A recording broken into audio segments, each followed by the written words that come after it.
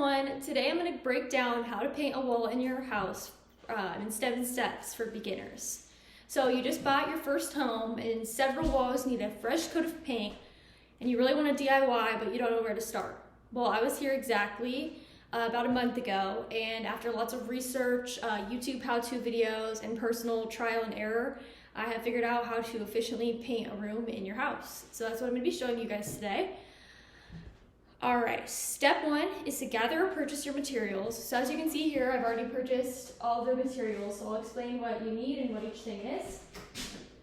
So first you're going to need a can of paint. So here's a can of paint here. I have linked below what kind of paints, there's a video on what kind of paints to buy. So James from the Paint People from paintgrades.com explains what paints for which rooms in your house. I decided to buy the paint and primer can. It just seems to be the best kind for what we're doing, and you don't have to worry about priming your walls, which is a whole lot of extra work. A couple things you need to know that will come with your can of paint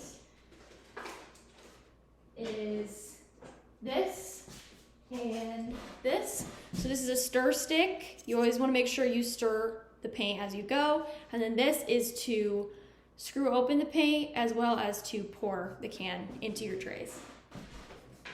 Which brings me to my next material, which is the paint trays. You want a metal tray for your bottom and then plastic, removable, disposable trays to fill in there.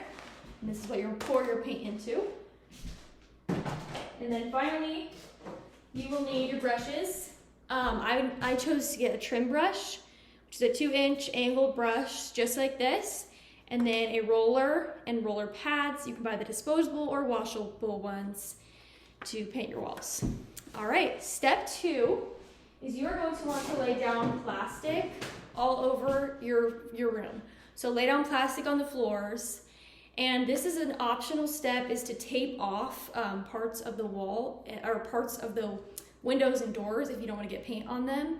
But if you have the 2-inch angled brush, it's actually okay to skip the tape step as long as you're precise and can just go along those lines. Okay, so that brings us actually to step 3, where we will trim the walls. So you want to dip your brush in the paint, but not too deep. You only want to go about 1 inch deep. And then I will show you guys along this window how we would go along the wall. You would take it here and it spreads out, and you would brush, make a nice even line, and let it to dry. Once you've trimmed your entire walls all the way around, you want to fill in with your roller. So you'll roll evenly in the paint and make sure it gets a nice even coat. And then we will take the spots around the trim and fill in all the way up. You want steady strokes.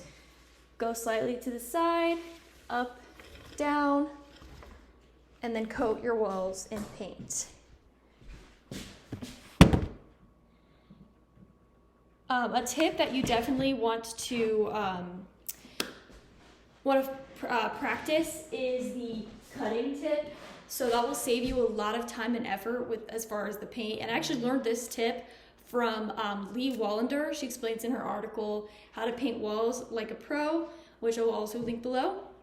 But that was a really helpful tip to me because the first time I painted, I taped, and the tape was a little bit messy and hard to peel off and things like that.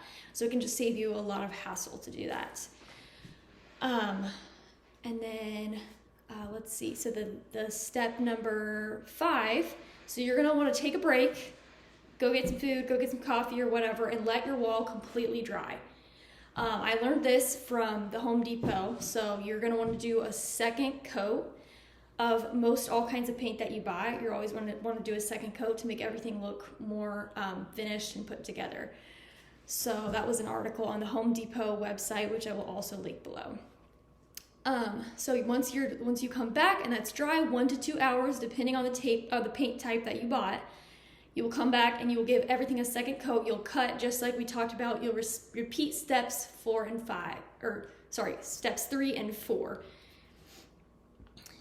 And the final step is to pull up all the plastic. If you taped, go ahead and peel that off while it's still wet. Make sure you peel it off while it's still wet or it will stick. You really want to avoid letting it dry and then trying to peel. That's what will peel off the paint. And then you are all done and you have the finished product, which is a fully painted wall. And I will actually show you one of the walls that I have painted, which is in here.